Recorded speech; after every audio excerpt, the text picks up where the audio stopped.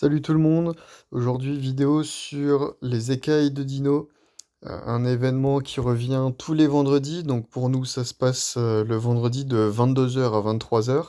C'est un événement dans lequel on affronte une alliance d'un autre serveur, et je vais vous expliquer comment ça se passe.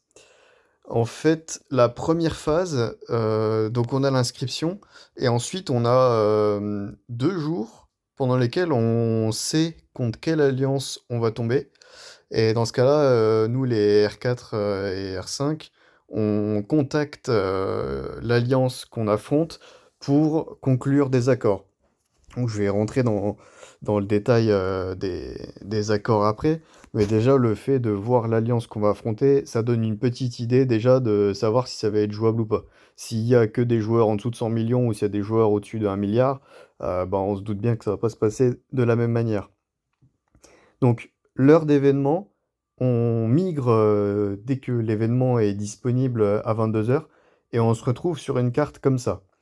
Donc, bon là, il y a la zone de guerre et tout qui ont été ajoutés. De base, donc, les bâtiments, ils sont disponibles. Il y a une alliance, qui apparaît là où vous voyez les petites bulles ici. Dans cet exemple-là, c'est nous qui avions atterri là-haut et les adversaires, ils avaient atterri en dessous de la forteresse Tempête 2, de manière, symétrique, en fait. Et des fois, ça va être l'inverse. C'est nous qui atterrissons à la forteresse Tempête 2 et eux, là où on était au-dessus de la forteresse Tempête 1. Donc, une fois qu'on arrive, on a 5 minutes pour dire bonjour aux adversaires et tout. Et ensuite, les avant-postes que vous voyez, hein, donc on a les avant-postes de 1 à 8, ils sont ouverts, c'est-à-dire qu'à la base, ils sont sous bulle, hein, dans les 5 premières minutes, c'est impossible de les occuper. Et après, n'importe qui peut rentrer dedans. Une fois que nous, on est dedans, les bâtiments deviennent bleus. Et si c'est les adversaires qui sont dedans, ils deviennent rouges. Donc, au début, dans les 5 premières minutes, on a que les avant-postes qui sont ouverts. Ensuite, on a le camp de soutien, le fort d'avant-garde, la forteresse tempête et les camps de soins. Donc là, il y a un peu écrit dessus, mais il y a un camp de soins 1 et un camp de soins 2 ici, là, qui ouvrent après. Et les camps de soins, ils sont assez particuliers parce que ils permettent de soigner plus vite les troupes pendant l'événement. Et des fois, ça peut être sympathique. On récupère toutes les troupes à la fin de l'heure, donc, et ça ne coûte aucune ressource si jamais vous le faites pendant l'événement. Ça demande juste des accélérateurs. Mais bon, ça peut toujours servir. Des fois, quand c'est serré, ça peut être intéressant de se soigner. Et le but de cet événement, c'est de marquer plus de points que, l'équipe adverse en 1 heure. Comment on marque des points? On marque des points en occupant des bâtiments, c'est-à-dire que toutes les secondes, l'alliance va gagner des points en fonction des bâtiments qui sont occupés.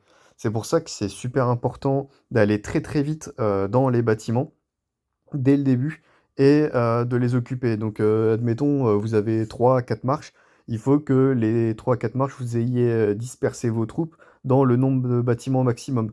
Par exemple, pour ma part, j'en ai 5, je suis en permanence sur, 5 bâtiments, évidemment sauf, si je me TP parce que ça rappelle toutes les troupes. Mais il faut que toutes vos marches soient occupées pour être sur le maximum de bâtiments, parce que c'est ça qui va permettre de marquer des points de manière passive tout au long de l'événement. Ensuite, le deuxième gros moyen de marquer des points, c'est vous avez un dragon qui va se promener sur la carte, de temps en temps, hein, et des fois, vous allez en avoir 2 en même temps sur la carte et il va se balader de bâtiment en bâtiment et on peut suivre sur la carte, son trajet grâce à la ligne verte. Donc là, vous voyez, il partait du fort d'avant-garde 1, ensuite il passait au camp de soins 1, avant-poste 2 et forteresse tempête 1. Et l'alliance qui occupe le bâtiment sur lequel passe ce dragon gagne, c'est environ 10 000 points d'un seul coup. Donc ça, c'est hyper intéressant. Ça permet de creuser un écart énorme avec l'équipe adverse. Et j'ai pris un screen, voilà, ça ressemble à peu près à ça quand on est sur la carte et sur le bâtiment. Chose importante, à noter, le dragon, si jamais le bâtiment, on l'occupe depuis plus de 5 minutes, consécutives sans se l'être fait reprendre par l'équipe adverse, il va faire que passer. il va poursuivre son chemin et boum, il va aller direct, vers le bâtiment suivant. Par contre, admettons là, le camp de soin 1, il était rouge, il était à l'équipe adverse et nous on le veut pour avoir les 10 000 points. Il y a quelqu'un qui se TP, qui prend le bâtiment, donc il devient bleu, et ben le dragon, il va faire du vol stationnaire au-dessus du camp de soin jusqu'à ce que les 5 minutes, consécutives soient passées. Donc l'équipe adverse, elle peut essayer de le reprendre et cetera. Et c'est déjà arrivé que des dragons restent pendant 15-20 minutes parce qu'on ne faisait que alterner l'occupation du bâtiment. Donc ça, c'est important à noter. Donc voilà, donc c'est les deux manières de gagner des points, occuper des bâtiments et être dans les bâtiments au moment où le dragon passe. Et ça va être là que les accords vont être super intéressants. C'est ça qui va rendre l'événement jouable et agréable à jouer pour les deux alliances. Un accord qu'on aime bien faire et qui est interactif et qui laisse une chance aux deux alliances, c'est celui qu'il y a sur ce screen. C'est-à-dire qu'il y a une alliance qui va avoir les bâtiments là-haut. Donc forteresse tempête 1, avant-poste 1, 2, 3, fort d'avant-garde 1, camp de soutien 1. Les autres, ils ont du coup les bâtiments qui est en bas, hein, ceux qui sont pas dans la zone entourée en fait. On a une zone de guerre permanente de avant-poste 4, avant-poste 5, camp de soin 2 et camp de soin 1. C'est-à-dire que de la première à la dernière minute, les alliances, ils peuvent se taper dessus pour en conserver la possession. C'est intéressant parce que très souvent, les dragons, ils vont passer sur un de ces quatre bâtiments-là. Et dans les 15 dernières minutes, c'est open bar. On a accès à tous les bâtiments. Et donc là, le screen, il a été pris dans les 15 dernières minutes.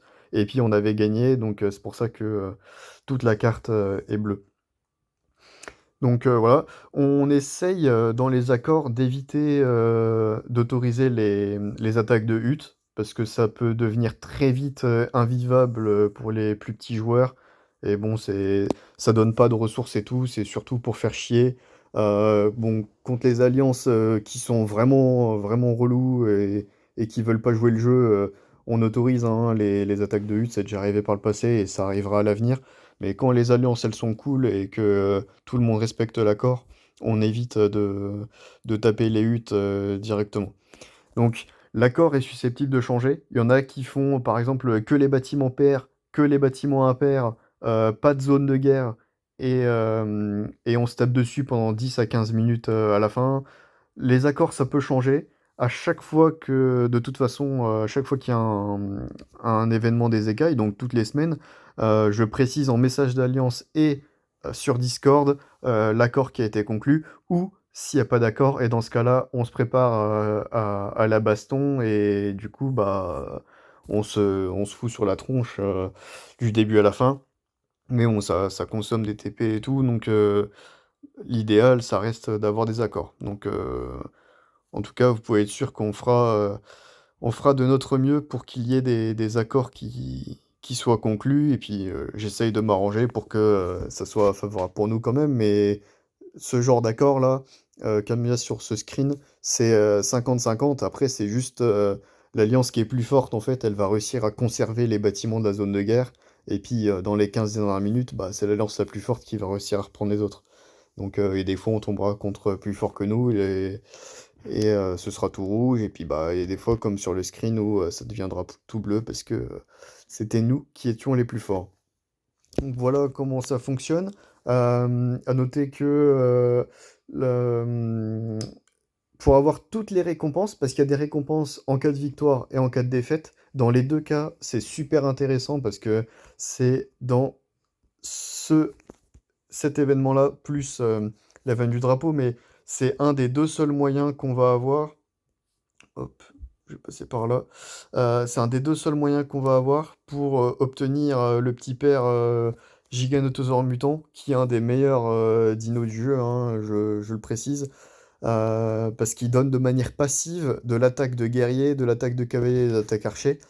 Et vous avez même pas besoin de le mettre dans votre équipe pour qu'il en donne. C'est ça qui est incroyable, et en plus, c'est un dino qui est fort dans les duels de dinos et tout, et c'est les 2 seuls moyens de l'avoir. Donc participer, je sais pas si tac, Non, on va pas avoir, ça en donne entre, 1 000 et 2 000 pour une défaite et ça en donne plus, en cas de victoire, donc c'est toujours super intéressant d'y participer et toutes les puissances sont bonnes à prendre, même si vous êtes tout petit. En fait, vu que c'est l'occupation et pas la taille des troupes à l'intérieur des bâtiments qui compte, tout le monde peut amener sa pierre à l'édifice et avoir un gros impact. C'est pour ça que j'encourage toujours un maximum de monde, à participer à cet événement-là. Ouais, j'espère que la vidéo est claire et que, y a pas de questions. Si jamais vous en avez, vous n'hésitez pas à me les demander, que ce soit en MP ou sur Discord et je vous dis à la prochaine. Salut!